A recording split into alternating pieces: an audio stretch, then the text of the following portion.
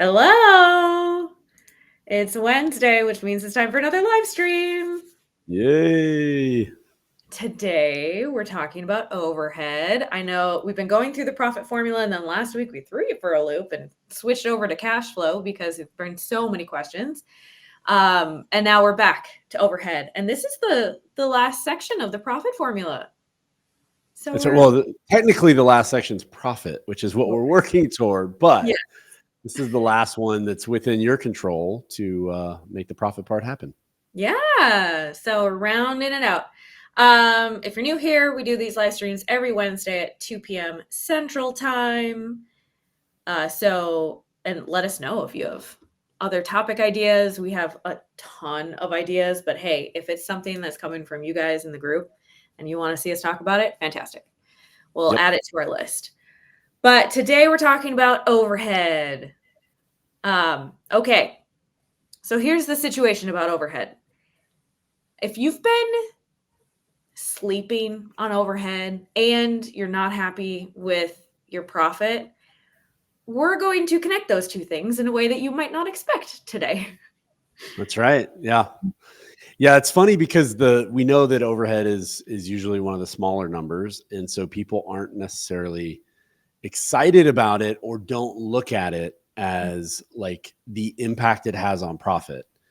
And we'll go through some of the examples and details, but I think that's one of the things that happens here is people say like, well, there's only so much I can save on, cut a couple $20 subscriptions or whatever.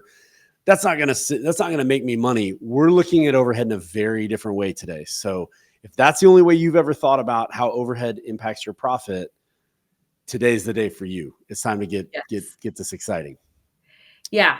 So we're going to share the three core beliefs that you either need to break or create when it comes to overhead, because really your approach to overhead is the big difference between being a profitable and an unprofitable company. Yes. Yeah. And we've kind of, we've talked about some things like sales and marketing costs, some cost of goods that they follow revenue. So it's great that you can have this like 1% increase or decrease rather has an impact over time. But one of the things that's so interesting about overhead is because it can be fixed, it doesn't have to follow revenue. It creates a different type of opportunity. We're going to talk about that today, but that's where things get really exciting. And it's going to maybe kind of bend some minds out there. But when you change your revenue, what happens with your overhead is for many, many companies is ultimately why they either make money or don't make money.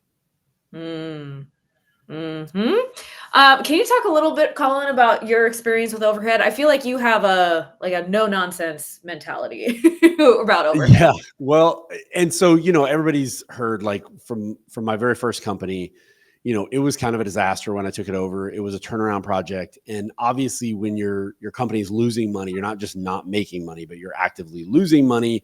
You've got to change the business model. We talked about how I changed revenue and it decreased revenue short-term dramatically. Well, when you're in that scenario, you don't have the choice to go spend extras on overhead, right?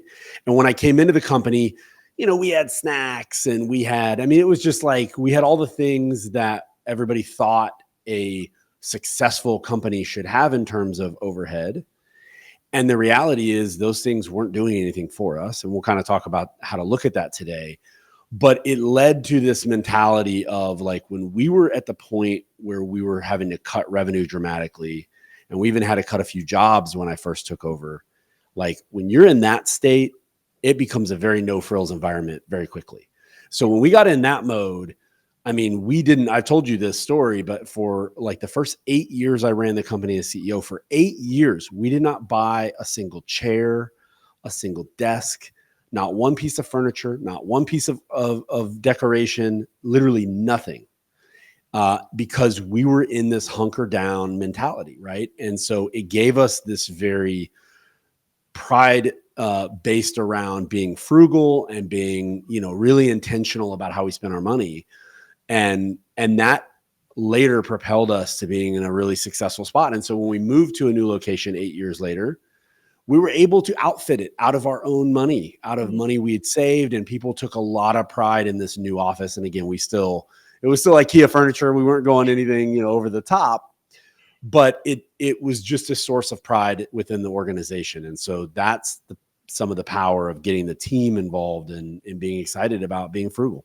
Right. And I know you've mentioned before that being that frugal mindset became a sense of pride within the team. And so people might hear like, oh, we didn't buy them any new furniture. They're like, well, they must have hated working there. No, no, not at all.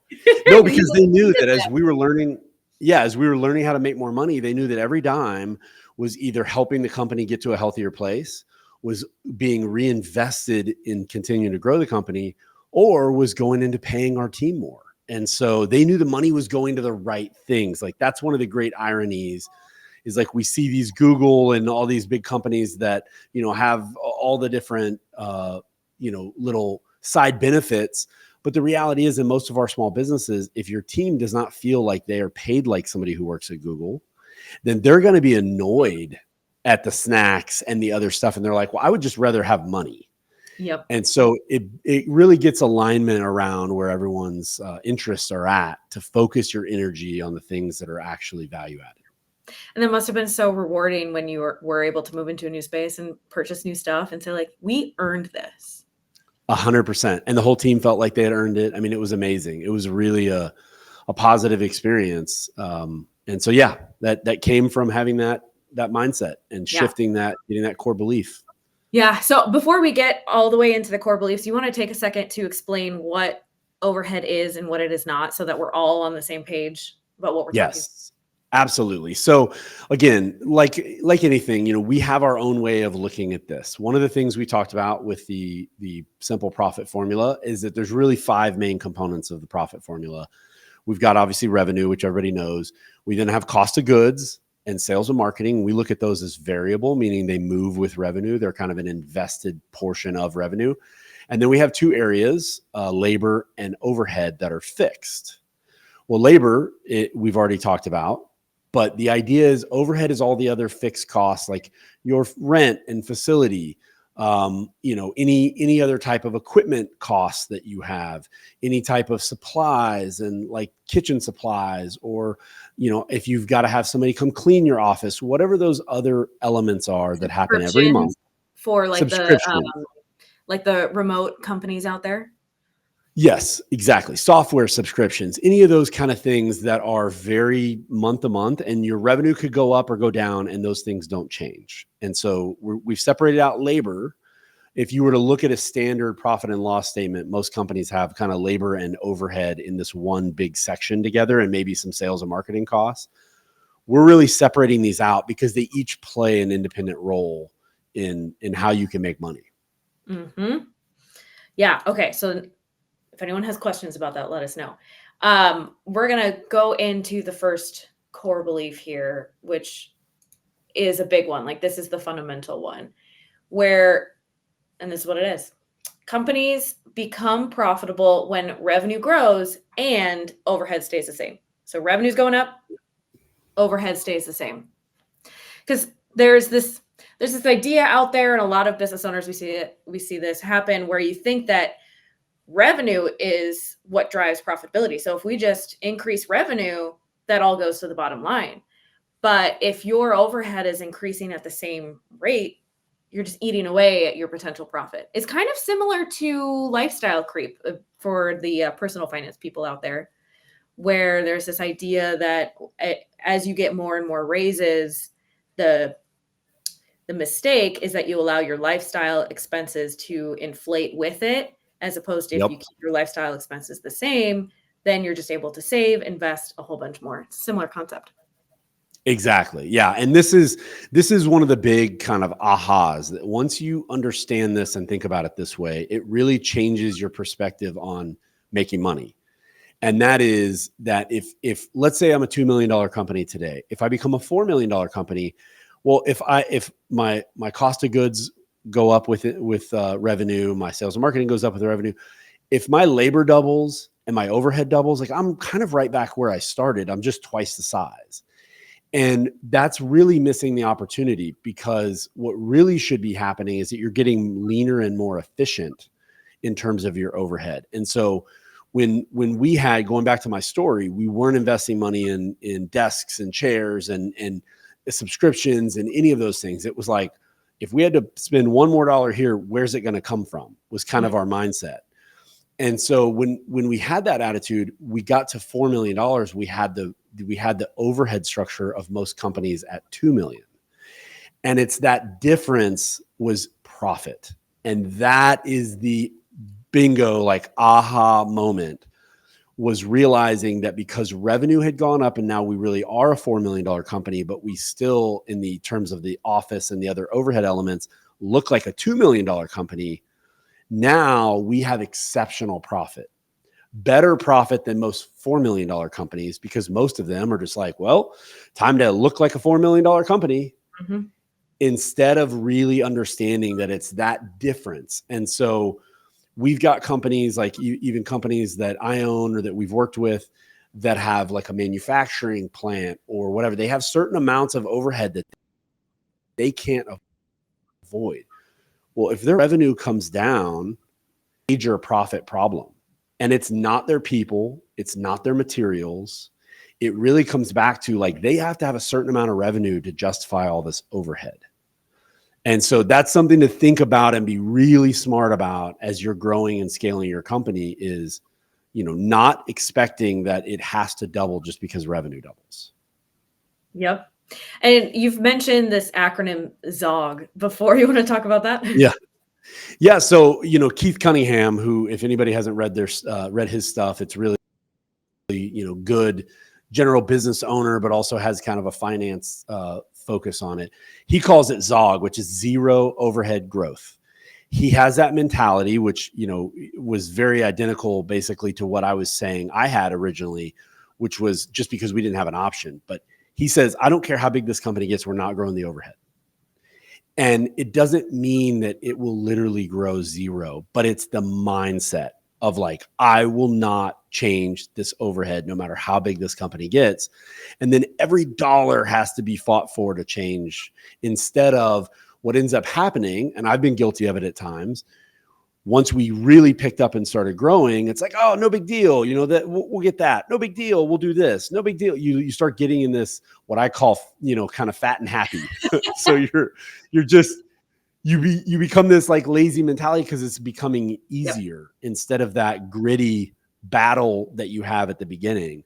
And so that zero overhead growth is like nothing, no dollar can go without extreme scrutiny added to our overhead. Yeah. And speaking of, how do you scrutinize what overhead you should have and what you shouldn't? That leads us into core belief number 2, which is demand ROI from your overhead, which is honestly a completely new concept for me since knowing you.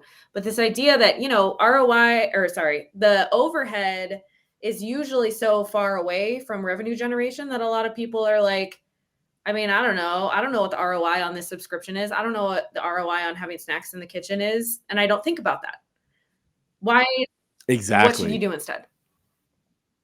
Well, it's so fascinating because if we think about the other areas of the profit formula, like everybody thinks about the other ones in ROI, right? We know that, okay, the quality of the materials that I use, I need to be able to sell that additional quality. It needs to justify my price. When I'm looking at sales and marketing, like I'm not going to spend 10 grand a month on marketing and get nothing for it. It has to have an ROI. We even think that way with people. It's like, okay, well, I need to invest in one more person because that would allow me to do this, this, and this. And then we turn to overhead, and it's like that thinking goes completely out the window. And the reality is, like, what is the purpose of the money you're spending, right? And everything in this world needs to return on its investment, or you just shouldn't invest that money, right? If it has no return. And so I was using the example earlier of facility. If we're looking at a company, there were a lot of companies that suddenly became remote when COVID hit, and some of them didn't go back, right? And it was because, look, I could do extra things for my employees. Maybe I could have a smaller space. It's just for meetings. It's just for collaborative work, but we don't need dedicated office for an entire group of people who frankly would prefer to work from home. some of the time. So it forced everybody's hand to kind of look at things differently. And so what I'm recommending is without another COVID, hopefully, fingers crossed, we will just think about this whole topic differently and recognize whether it's those snacks in the kitchen or whether it's the facility or anything in between, like what is this actually generating in terms of return? If we eliminated it, what would happen? If we doubled it, what would happen? And a lot of times you find out that nothing would happen, nothing at all, which means why on earth are we doing it in the first place? Yeah, especially when it comes to facilities. Basically, we want you to be challenging your assumptions on if you're saying that, oh, I need this because we've always had it, or we need this because it's just a requirement. Challenge those assumptions. Ask what's the return that you're getting. You might decide that you have a facility and that it is a good ROI for you because the collaboration you're getting from having in-person work is getting you more than you're paying for rent. Or you could, like a lot of people during COVID, figure out that actually we didn't see any drop off in productivity without in-person work, and we just saved a ton of money by not having a facility. So, but you get to make those decisions when you start looking at it on an ROI basis. Exactly. Yeah, and one random example that I'll throw out real quick is like retail is brilliant on this, like Walmart and Sam Walton and their whole approach. Now, I'm not saying Walmart's great about everything they do, and certainly not for us little guys, but one of the things that's so brilliant about retail is they started thinking about like every cubic foot of space in their store had to provide a return. And so they think about it and like, well, if I'm going to put something on the end cap, it has to serve a specific purpose versus something that's buried halfway down an aisle, at the very top. And so they differentiate within their physical space. And again, we can do this virtually just like we do it physically, but they've differentiated. Like there's a different value of things that are at eye level versus things at the bottom or things at the top. There's a different value of things that are at the end cap versus things that are in the middle of the shelf. And so they've gotten down to looking at every dollar of fixed cost they have, that facility, the lights, the electricity, all the stuff that goes into making that store a good experience for the customer. Everything in there has to return on that investment. And so it's really fascinating when you start thinking about it that way. And a lot of us that aren't brick and mortar, aren't retailers, kind of throw that out the window and forget about that kind of mindset. And then the last thing we want to talk about with this concept of ROI is you should be thinking about the cost of your overhead numbers annually, not monthly, because it's very easy to have a subscription that costs, I don't know, like $50 a month for your whole team. And it's like, well, that's only $50 a month. That's fine. But a whole year is $600. How many of those are you spending? Yep. When you add all of that up and look at it annually, oftentimes it becomes much bigger of an expense, and then it's harder to justify. Yes. And we know that, every company out there, and we advocate for our clients, if you can be a subscription-based business, like that's a great business model. Well, everyone's figured that out, including all the people trying to sell them to you. And so to that point, they always try to paint it in the most psychologically appealing light. But when you're looking at it, take a step back and look at, what is the total amount I'm going to spend over a year? And maybe it's over 2 or 3 years. Start thinking about it in a much bigger time frame. And then, going back to what I was saying, like, where are the trade-offs? So maybe I want to get this subscription, but there's another one. I need to go find another one that I'm not using well enough and go carve it out. Yeah, it's a big one. ROI on all of your overhead. Start thinking about it. Okay. Yep. Core belief number 3 is don't let yourself be the only one that sees the overhead numbers. This happens a lot with owners where they're like, I don't want to bother my team with the overhead. They don't need to worry about our email subscription or like how much we're paying for rent and whatnot. But explain, Colin, why that is holding you back. Well, and so I'll tell everybody a little secret here. This is one more reason why we carve out overhead from labor, is because depending on where you are in that path of sharing numbers with your team, which we'll talk about, I'm a big advocate of sharing numbers, but we know that we can't share numbers to someone who's uninformed. Like we cannot just start throwing numbers out there, because without the context and the training, that can lead to a lot of really bad consequences for sharing too much too soon without the right training or information. But most people have, like, I may not want to share employee pay numbers, but how much we pay for rent is not personal. It doesn't feel like I've made this choice of that person over this person or whatever. So it's a great thing to start easing the team into being involved with the numbers, to start sharing.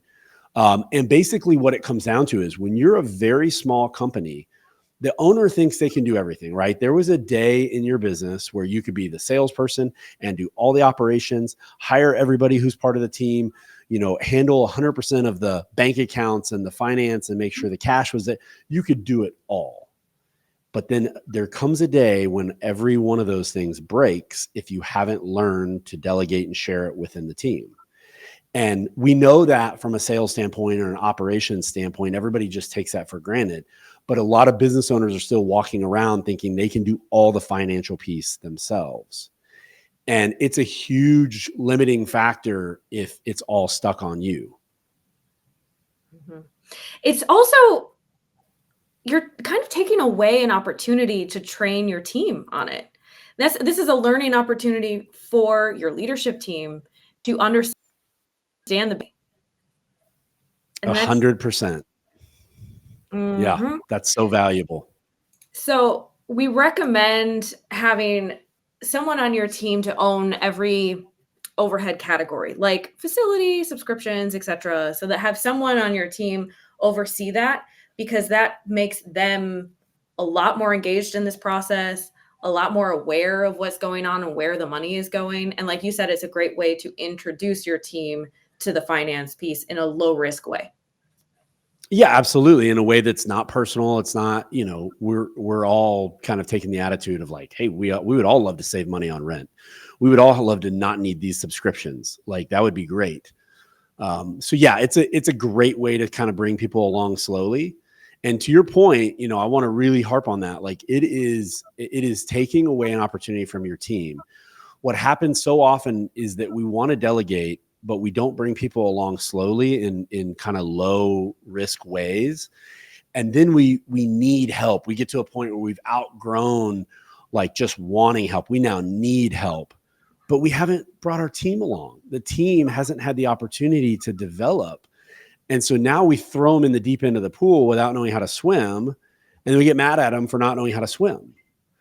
And it's like, we got to get in the kiddie pool here. We got to work our way to the shallow end. We got to baby step our way into this. And looking back, I told the story of, how we moved to a new facility after 8 years. I was CEO, moved to a new facility.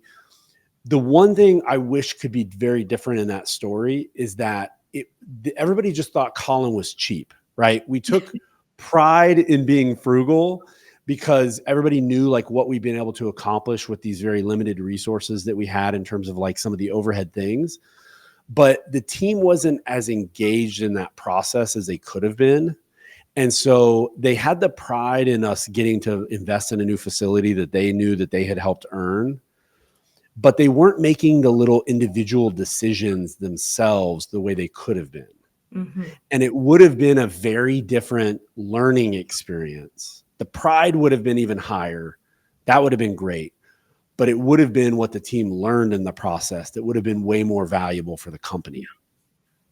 Yeah, we have an example of one of our clients where they put a member of their leadership team in charge of overhead.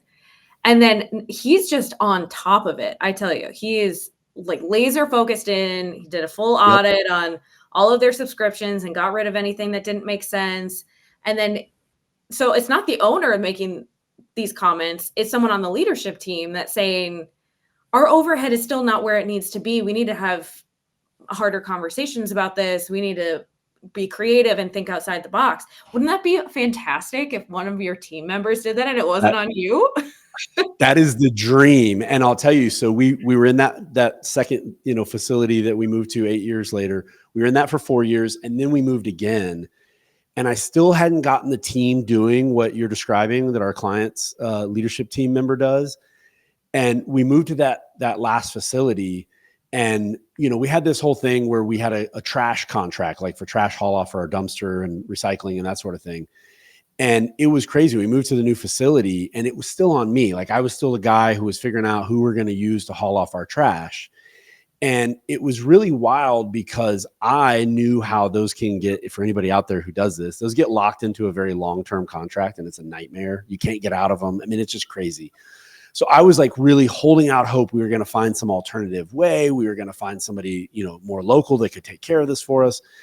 But our team was just like, is Colin crazy? Why are we not hauling off the trash? Like, and we were on 8 acres, so we could, and we don't have like food trash. So it wasn't like it was garbage per se, but we were on 8 acres. I'm like, we've got all the time in the world. We're not going to run out of space. But your team is like, Colin, it's why do we have trash here? 100%. But if it had been somebody else on the team, if it had been like, well, Steve owns the trash line, that category under facilities. And Steve had said, well, look, guys, last time we got trapped in this contract, I'm trying to help avoid that. Here's what it would mean for the company. Because it's a long-term contract, like if we get locked in too high, we're just burning money basically. Mm-hmm. But because it was me, everybody's looking around and they're thinking new facility, we're investing in the building, we're making this really nice. It's on 8 acres. We've bought our first facility instead of renting. Everybody was like, Colin's lost his mind or run out of money. It's got to be one or the other, right? Mm-hmm. And the truth was neither of those, but because the team hadn't been brought along, I hadn't gotten everybody involved with a seat at the table. Nobody saw that for what it really was. And so that's a huge thing we try and promote with our clients is like, get the team involved in that overhead category. It's low risk. It's a great way to bring people along. And then as you become more and more of an open book company, you can kind of figure out the next steps once you've gotten started. And that actually leads us into our Q&A. We got this question about like, well, what is the best way to start having these conversations or start involving your team in overhead management or open book management? Yeah, well, I love the simple profit formula because it just shows the overall business in percentages. So it's like this percentage goes to our cost of goods. This percentage goes to sales and marketing. This percentage goes to labor and to overhead.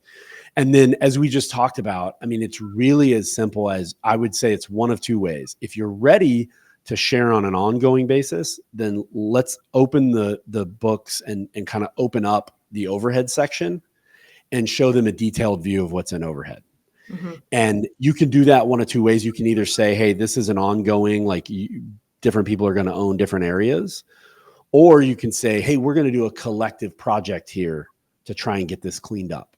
And one of the ways I love to do that is, if you're a company that pays bonuses or you've got some other time of year when everybody's thinking about money, it's like, let's do that in advance and let's see what we can save. And then we'll kind of reevaluate where we're at. And that's a great motivator.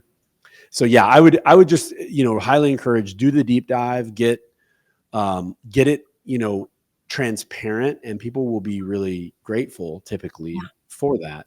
And then as you feel like the experience and maturity of the company and of the team grows, then you can start to dive into, do you show department level amounts that you're spending? And some people hold that back and they never share that. And that's okay too. It's just, get started down this path so that you don't be me, don't be Colin, just tell yourself this. Don't be Colin who buys an 8-acre facility and everybody's excited and he's running around worrying about trash. Like, and the team's mad at him about trash in a brand new facility with 8 acres and, don't be Colin. We want better for you. That's right. That's right. Oh gosh. Well, that's overhead for you. It's a fun topic. It's an overlooked topic. And if you guys are out there and like, I don't know what to do with my overhead, it's kind of a black box, and you want someone to look at it for you, you can comment below. Just like call below. We can hop on a call. We can see how we can help. We'd love to. Absolutely. Whether it's the look at the data or talk about the plan for the team, like getting that team as part of it is so powerful. Mm-hmm. Yeah. Cool. Well, thank you for joining us today. We'll see you again next Wednesday. Bye.